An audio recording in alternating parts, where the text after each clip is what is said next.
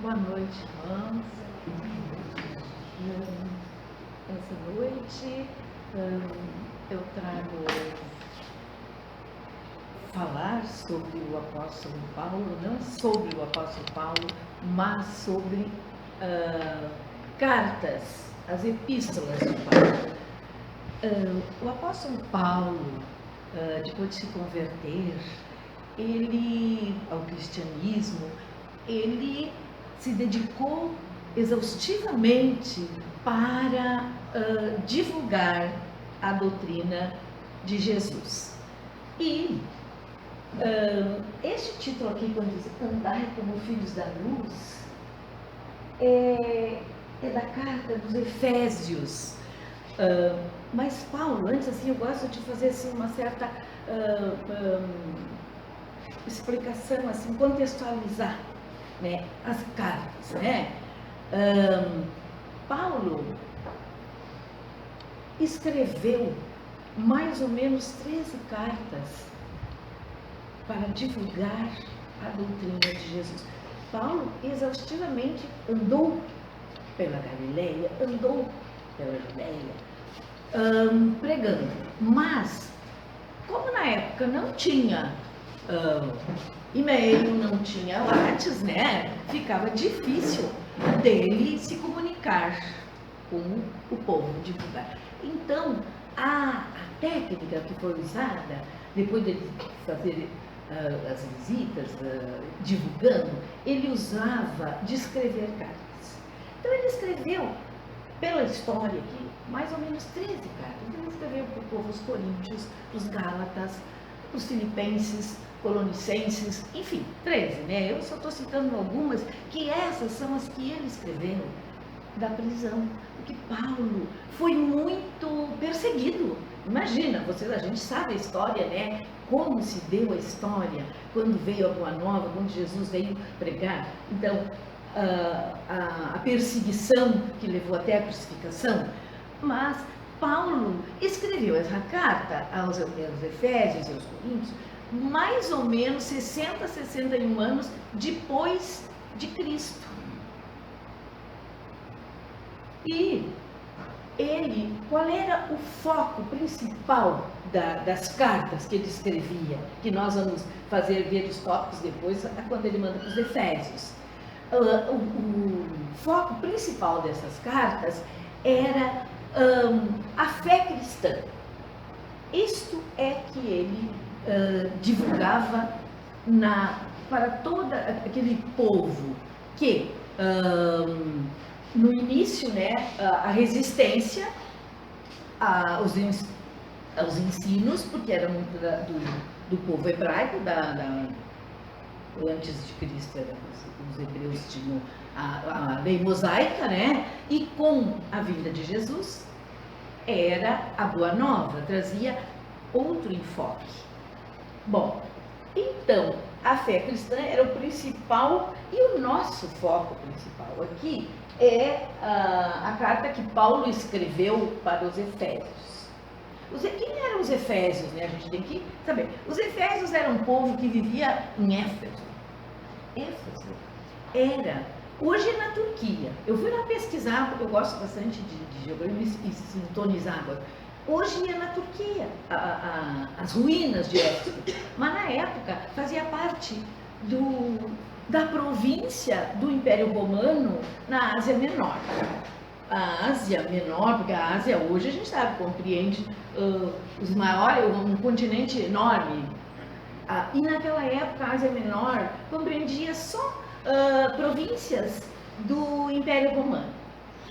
Então, o povo de Éfeso, que são os Efésios, nessa cidade, Éfeso, na época lá, 60, 61 anos depois de Cristo, era a terceira cidade mais desenvolvida do Império Romano. Então, não era qualquer coisa, era uma cidade grande. Paulo viveu 2 anos lá em Éfeso, antes dele mandar as cartas. Viveu, o apóstolo João também viveu em Éfeso. E uma curiosidade sobre isso é que depois da crucificação de Jesus, João trouxe Maria para Éfeso, onde, numa casa simples de pedra, lá Maria viveu os últimos anos, seus anos. E, inclusive lá tem uma igreja, hoje ruínas, é lógico, onde morou Maria. Muito bem. Então, gente, vamos ver quais são os principais tópicos aqui, os principais ensinos da epístola de Paulo aos Efésios. Epístolas são cartas, é o nome, né? De cartas, são as epístolas paulinas, né? Que são de Paulo, que eu já disse que ele escreveu 13, né? Para vários povos, mas hoje o nosso foco é os Efésios. Essa carta, ela tem 3 tópicos muito importantes. E se nós analisarmos, eu quando fiquei lendo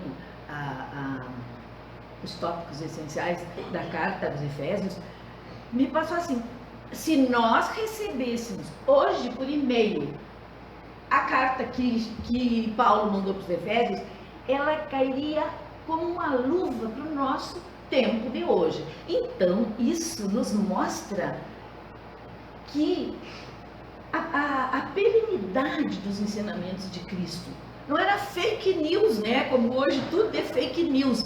As cartas se faz 61 anos, então 1940 anos atrás, que não dá para dizer 2000, porque Paulo é dessa época, né? Que escreveu essas cartas. Então, a cada item da carta nos toca e nos faz refletir sobre o nosso tempo de hoje. Então, vejam esta carta, o primeiro tópico que eu vou ler aqui: igreja como família. Então, igreja, claro que não é a igreja, o templo, se bem que lá em Éfeso foi construído o maior templo religioso, que foi considerado uma das 7 maravilhas, que inclusive foi criado para, levantado e para ser homenageado uma deusa egípcia, deusa grega, Diana. A Diana deve saber muito bem, deusa, né? Da caça. Ela é a deusa da caça, né? Em Éfeso. Então lá tinha esse enorme, esse colossal templo. E os ensinos, tá? Igreja como família, como eu disse, não era igreja, o templo, mas igreja como povo, como pregação da doutrina. Paulo diz assim: a salvação são 2 tópicos que são os principais ensinos dessa carta: a salvação pela graça e a unidade da fé no Cristo. Quando diz aqui, a salvação pela graça, o que será que ele quis dizer? A gente sabe que hoje a gente não fala muito em salvação, né? A gente sabe que a nossa caminhada, nós, na doutrina espírita, que a gente vai evoluindo, que a gente está numa caminhada de se aperfeiçoar, vindo do simples ignorante até nós chegarmos à angelitude, que é o nosso caminho, né? A salvação pela graça nos diz assim, na carta, isso aí é tudo os tópicos da carta: porque pela graça sois salvos, por meio da fé. Isso não vem de vós, é dom de Deus. Então essa graça, quando diz que é dom de Deus, hoje o que quer nos dizer? Que nós somos um germe, a gente sempre fala aqui, né? Nós temos dentro de nós, de todos, o germe da perfeição. Fomos criados com esse germe de perfeição, que é a graça. Quando Paulo diz para os Efésios lá, ele está falando disso. E outra coisa, e nós vamos evoluir, nós vamos nos salvar por meio da fé. O que é a fé, então, para nós e para a própria época? A fé é uma aliança que se faz com Deus.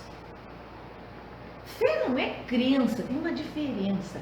Crença é a gente acreditar em alguma coisa. A gente, quando é criança, acredita em Papai Noel, né?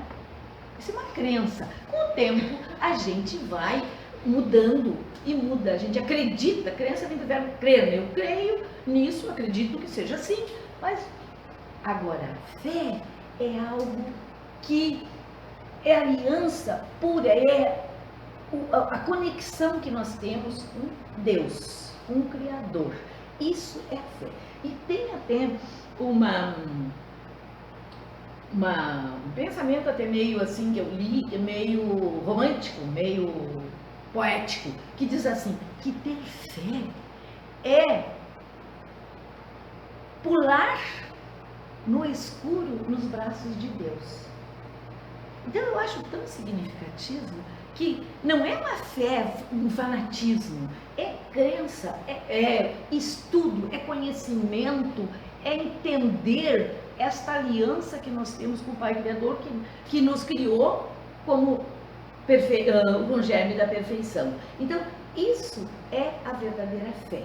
Claro, gente, que nós sempre falamos, nós que trabalhamos aqui, que estudamos e que não temos a pretensão de saber mais que ninguém, mas estamos sempre nos esforçando e a gente sabe que a gente titubeia muito com relação à fé.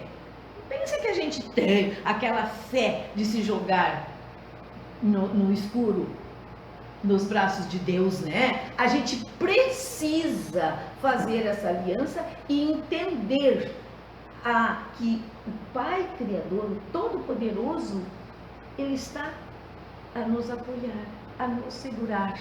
E é isso que a gente precisa. Principalmente agora num momento de tantas festas, de tantas coisas.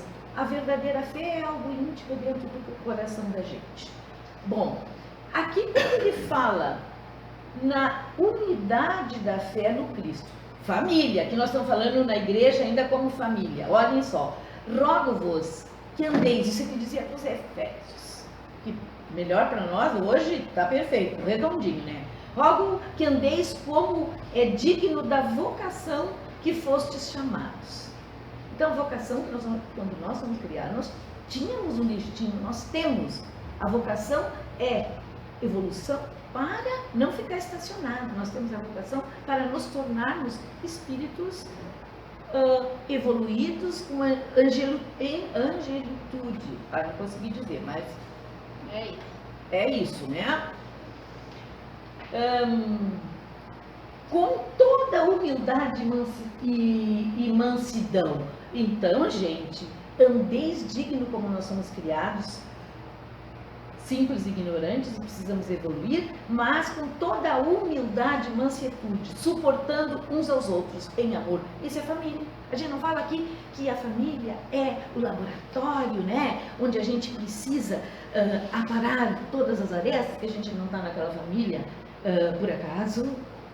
E Paulo dizia lá para os Efésios, naquela época, há quase 2000 anos atrás. E procurando guardar a unidade de espírito pelo vínculo da paz. Jesus não disse mansuetude, afabilidade, doçura. É esse o nosso esforço a cada dia que a gente precisa ter para a gente ver se não, nós temos a certeza e a fé que a gente vai conseguir. Ué.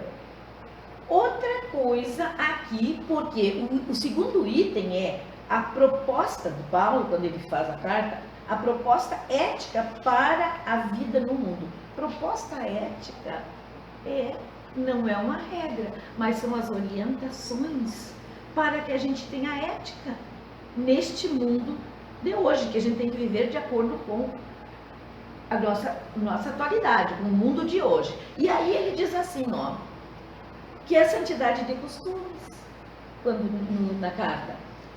Pelo que deixai a mentira e falai a verdade, cada um com o seu próximo. Então aqui ele vai fazer exaltação e chamar a atenção para que a gente fale sempre a verdade.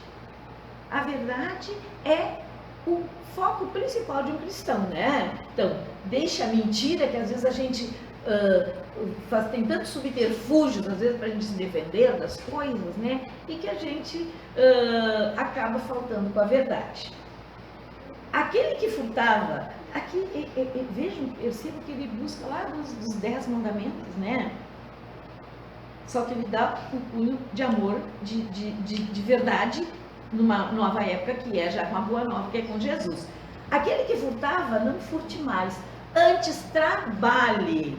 Isso aqui é fundamental, a gente trabalhe fazendo com as mãos o que é bom, para que tenha o que repartir com o que tiver necessidade. Vejam a grandeza desse pedido, desse enfoque que ele dá, que a gente não furte mais, porque às vezes o pior é a gente furtar a alegria, a gente furtar as coisas que nem se percebe, né? Que não são materiais, e às vezes a gente acaba furtando dos outros. Mas a gente tem que trabalhar para poder possibilitar ou repartir com aquele que tiver necessidade. O outro item, ainda das normas da santidade dos costumes, ele diz assim: não saia da vossa boca nenhuma palavra torpe, mas só o que for boa para promover a edificação. Então aí vem chamar a atenção para nós, lá, quando no Evangelho, no Livro dos Espíritos, fala na benevolência, na indulgência e no perdão. Aqui, quando a gente usa a boca para palavras torpes, para denigrir alguém, a gente está faltando com indulgência, né? E aqui na carta, quando ele, da sua forma, da sua maneira de se expressar, ele diz que não saia da boca nenhuma palavra torpe.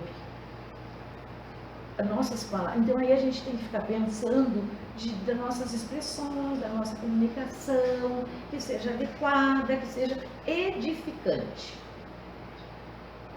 Bom, aqui retoma ele. A epístola aos Efésios indica o quê? Os aprendizes do Evangelho devem procurar levar uma vida simples e desprendida. Jesus, maior exemplo da simplicidade, né? Simples não quer dizer pobreza, uma coisa que a gente tem que a gente teve uma parte equivocada, que pobre de espírito é aquelas pessoas pobres. Não, pobre de espírito é humilde, aquele que não está exacerbado de orgulho. Isso é a simplicidade. Pode ser na riqueza material, mas a gente pode ser simples e deve ser simples, porque é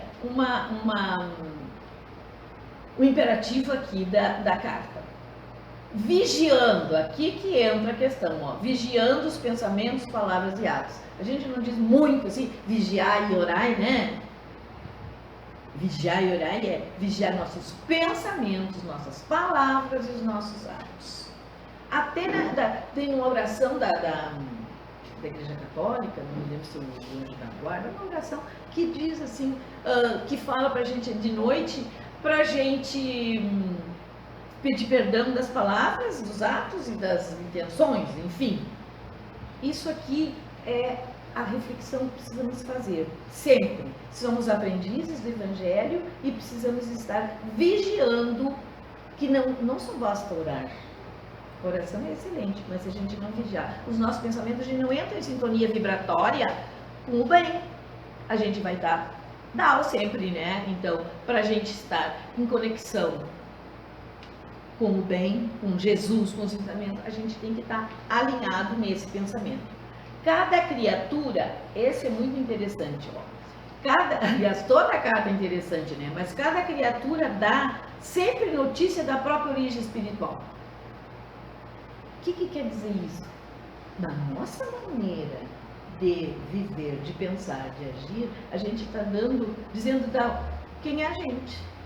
Eu lembro que na outra palestra eu contei uma historinha de uma pessoa que chegou e que se encaixa direitinho numa cidade e perguntou como eram as pessoas dessa cidade. Perguntou para um ancião. Ele disse, como é que é, de onde tu vens? O pessoal de lá é muito maldoso e cheio de defeitos. Pois aqui tu vai encontrar exatamente essas pessoas. Por quê? Que resposta? Por quê? A gente dá... Enxerga no outro. Exatamente, a gente enxerga no outro e a gente vem enxergar no outro e vem agir e pensar da mesma maneira.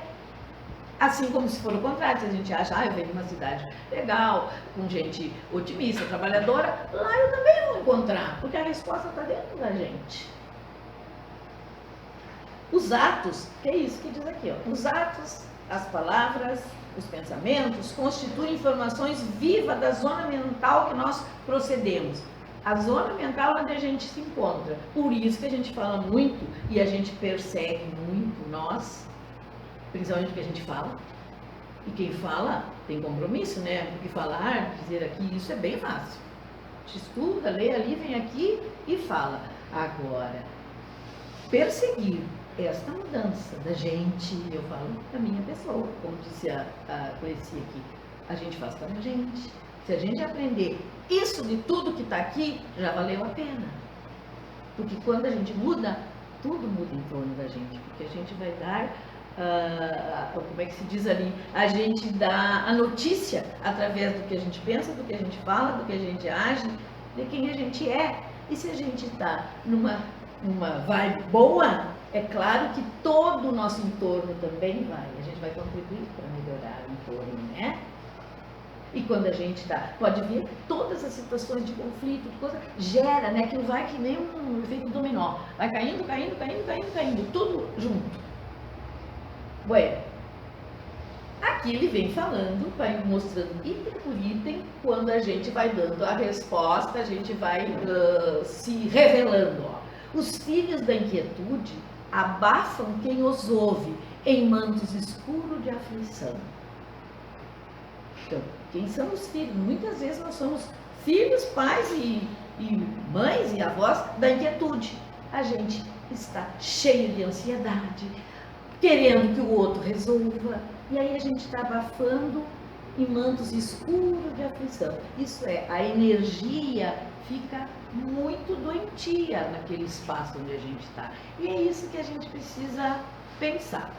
Os filhos da tristeza espalham o desânimo.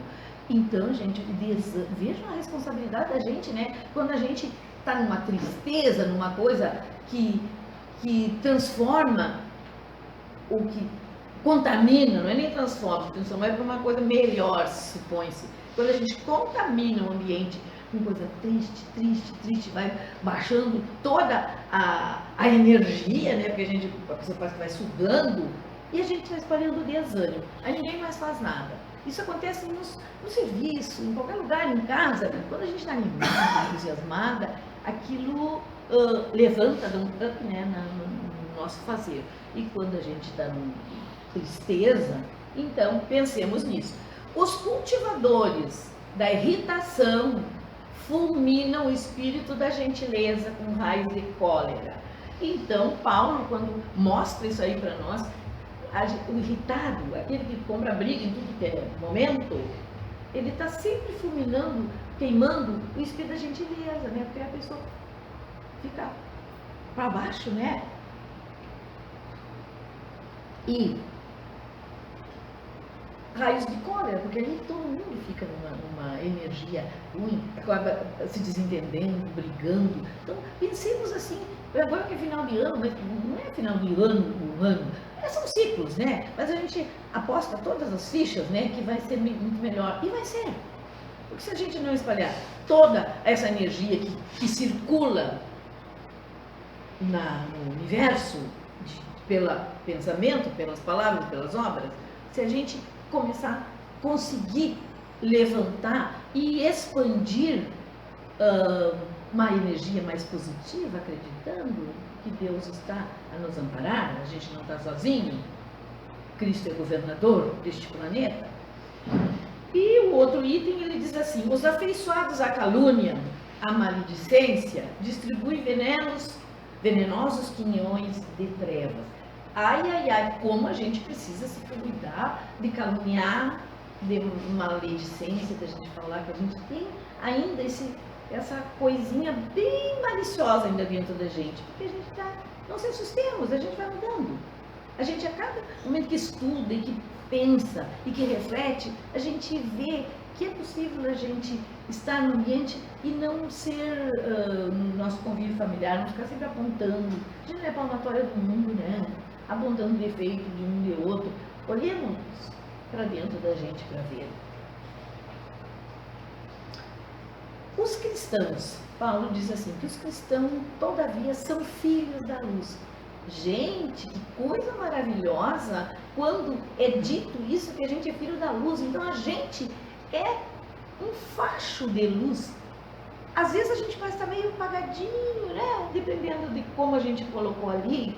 Mas lá no Evangelho, Jesus disse: não escondeis a candeia debaixo do alqueire, né? O alqueire é um cesto, que hoje alqueire é medida de terra, mas na época de Jesus lá, alqueire era um cesto, e aí, usado assim, acende uma lamparina aqui, bota um cesto em cima, o que vai acontecer? Apagar, né? Se não apaga, o pior ainda é que apaga, se nós, por falta de oxigênio, mas a gente está escondendo a luz. Então, isso nos toca muito da nossa responsabilidade da gente não se esconder como é que se diz, num alqueire esse que é uma cesta, se esconder dentro. A nossa luz precisa, missão da luz é uniforme insofismável. Insofismável quer dizer, é indispensável, é irredutível. Não tem, a luz nós somos criados com essa luz que a graça que dizia lá no início, para iluminar e não se esconder. E com certeza, se a gente se esconde tanto, a gente acaba apagando, né? Se botar muito, se cobrir muito, falta oxigênio, a luz, isso é física, né? A luz não precisa de oxigênio para manter-se acesa, para ter chama. E beneficia todos sem distinção. Então, o cristão, está sempre falando aqui cristão. O cristão tem que ser luz em todos os lugares que nós estivermos. Podemos ser uma velhinha, uns são um facho de luz, outros menos, cada um na sua intensidade, que pode, com esforço. Não formula exigências para dar. Então, não exigir aquela coisa que cobra. Eu faço, mas eu quero, né? Aquela negociação. Afasta sombra sem alarde. Então, também não precisa fazer quando a gente ajuda, que vai afastar, faz um alarde, uma barulheira, né? Isso aí também contraria o simples que Jesus nos ensinou, que não dá o que a mão direita dá, que a esquerda não saiba. Está tudo no Evangelho, para tudo tem a dimensão certa. E isso aqui que é muito importante. Espalha alegria e revelação. A alegria, gente, Deus não nos criou para tristeza. Nós não estamos aqui para arrastar corrente, como a gente diz. A gente está aqui para viver como cristão, com o coração cheio de alegria. Alegria por tudo, gratidão por tudo. É que a gente, muitas vezes, a gente quer grandes coisas. A gente é muito pretensioso, né? Coisas poucas, não. A gente quer a família do outro, o filho do outro, igual do filho do outro, do vizinho, quer o salário do outro. A gente aspira. Não é errado, mas desde que a gente tenha a medida certa das coisas. Aí, a alegria, se alegrar com tudo. Segundo o Espiritismo, a gente precisa ter gratidão até quando as coisas não parecem tão boas, que não são boas às vezes, mas são necessárias. A gente não está aqui de férias, aqui não é uma colônia de férias que a gente vai ficar. A gente vai passar cada um de acordo com as suas, os seus resgates. A gente sabe dentro da doutrina que graças à misericórdia e infinita bondade de Deus permite que a gente passe uma existência aqui de 60, de 80, de 20, sei lá de quantos anos, cada um aproveitando o tempo do hoje, que a gente não perca um momento de progresso, um momento de fazer o bem, de espalhar a alegria nos ambientes que a gente tiver. E o primeiro ambiente que a gente já está inserido desde que a gente reencarna é a família. É lá que eu dou dói. Porque a gente sempre vê dos outros. Não sei, para mim acontece, talvez, não sei se parece que sempre a gente parece que os outros lares, as outras famílias, tudo é meio redondinho e certinho. Não é, né, gente? Tudo é que nem a gente. As dores, os sofrimentos, cada um, a maneira como a gente encara que é diferente. A gente pode estar alegre até na doença, reconhecendo como a doença um momento necessário para a gente refletir. Nada é por acaso no plano divino. Então, esse cristão, ele semeia renovadas esperanças. E quem está alegre, que está entusiasmado, ele vai semear esperança, ele vai passar esta imagem de quem acredita e de quem tem fé. Fala lá no início, fé. Este é como é que se diz o segredo da questão, é ter fé, acreditar sempre que tudo passa. Nada, tantas coisas boas como as más. E isso é um consolo. Sabemos que cada momento a gente está vivendo uma circunstância, mas que tudo passa. E esclarece, ensina, ampara e irradia.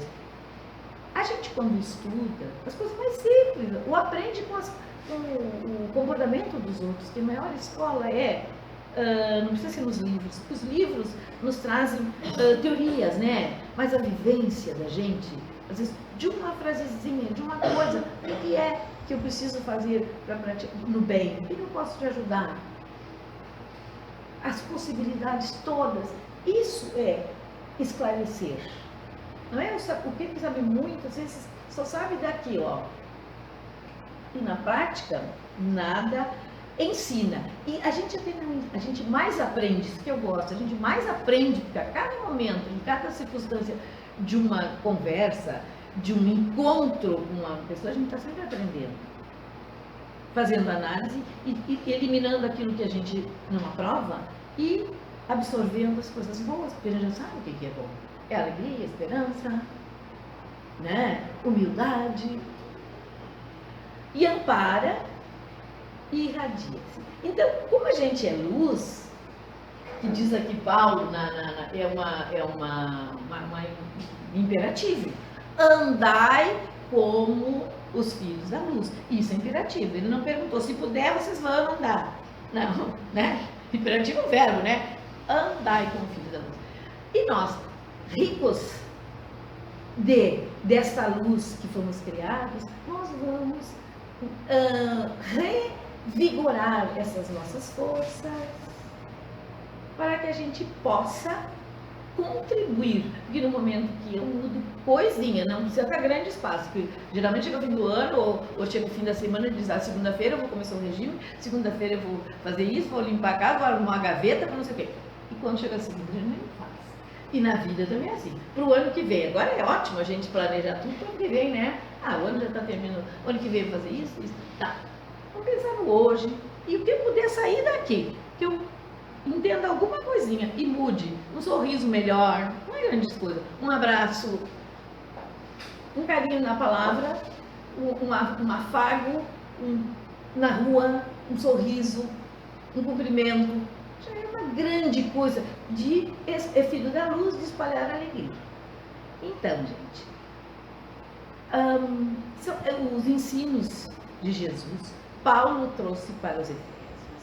E eles estão redondinhos para nós. Então, eu acredito que alguma coisa a gente aprendeu nesta carta, e que a gente vai mudar, nessa carta, nessa epístola, que Paulo mandou para aquele povo. E para nós é perfeito. É perene, né, as coisas. Os ensinos de Jesus não é fake news, né, não. São legítimos e a gente vem tentando buscar.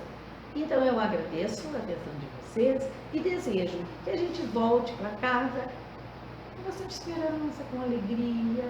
O ano termina, a gente não fique só envolvido nas festas, nas comilanças, nos presentes, que é uma coisa assim que chega a dar um nó na cabeça, chegam as pessoas disputando e presente.